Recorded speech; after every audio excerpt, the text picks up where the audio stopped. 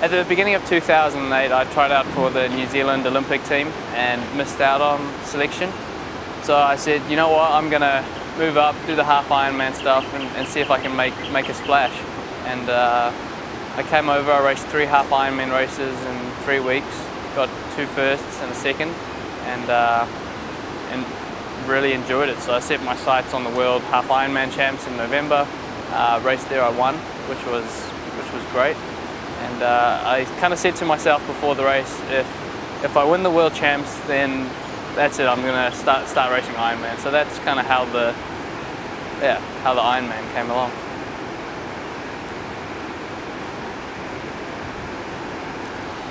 So I kicked off my Ironman career in 2009. First stop was Ironman New Zealand in March. I came up against Cameron Brown, who's won there.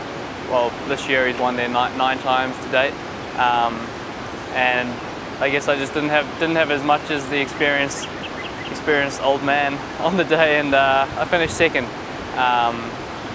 From there, I decided, you know what, there's a lot of experience to learn out here, and I signed up for Ironman Germany, which was in Frankfurt.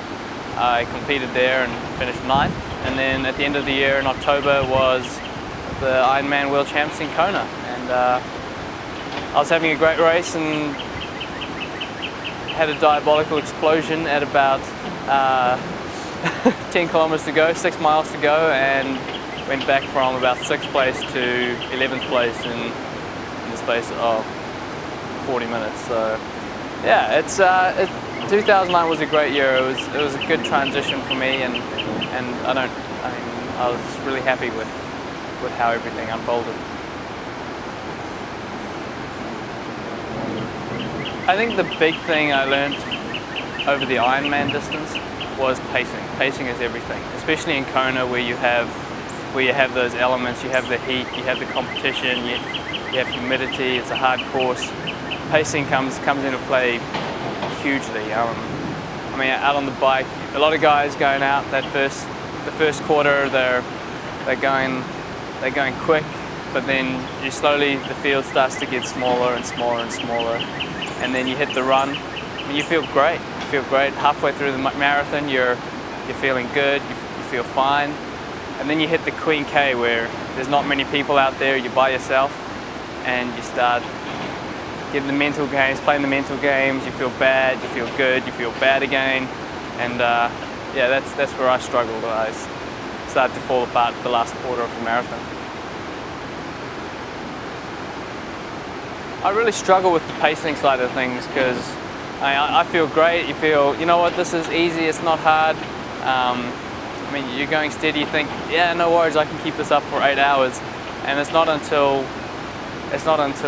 2, 3, even 4 hours later that you start paying for it, going just that fraction over your threshold. So that's where learning comes in. You learn about your body, you learn what your limits are, where I mean, I have a heart rate that I race to, I have wattage that I kind of compare that heart rate to, and try to keep inside those zones. And I think that's really important for me to stay inside those zones and take the emotional side of it away from the equation and race smarter. So 2010 kicked off with Ironman New Zealand in March. I finished second again to Cam Brown. He's a class athlete, and I mean, he's won there 9 times now. I think he's going to go for his 10th victory next year. I'd like to hope that I can ruin his day, but he's just such a class act. And if the World Champs was in New Zealand, I know he would be a multiple world champion by now. So after Ironman New Zealand, I've come up to America recently. First stop was New Orleans, 70.3 in April. I finished second to Mr. Andy Potts. From there, went on to Galveston, Texas for the US Pro Championships. And it was a tough race. Chris Theater got away on the bike, and Tim O'Donnell and I managed to run up to him in the closing stages of the run, and just managed to have that little bit more than Tim O'Donnell to finish off out in front. And then the following week was St. Croix.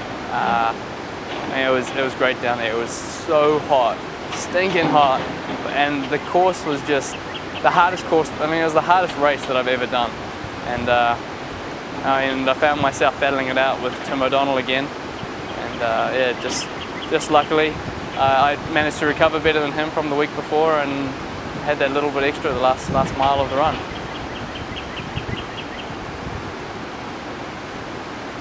In any endurance sport, recovery is, I mean, it determines how hard you can train, how much you can race, how often you can race, how hard you can race, and how well you can perform.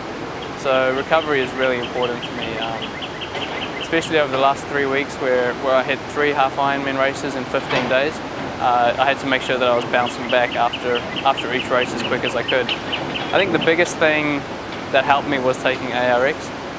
Just helped get the lactic acid, get the waste products out of my legs, and I mean, I kept hitting each following race feeling stronger and stronger. The other things that help with recovery: lots of sleeping, eating healthy food, resting. I mean, compression, ice baths. You're always chucking in as much as you can into the equation to help speed that recovery along.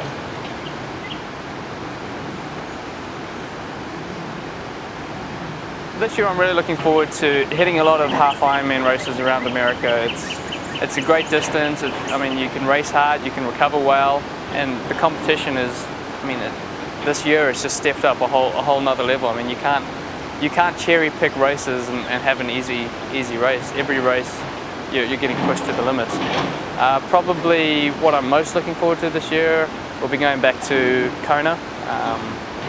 And yeah, the World Champs, seeing what I can do there. I finished 11th last year, hope to improve on that. Top 5 would be awesome, but who knows. My big goals for the next couple of years are to do well in Kona. I mean, it's going to take a few years of maturing and learning about the race in my body before I can do great things there, I hope. So it's just slowly stepping up, getting better and better each year, so that when my time comes, I know what I can do to do cool things on the island. Above all else, I really want to make triathlon the sport.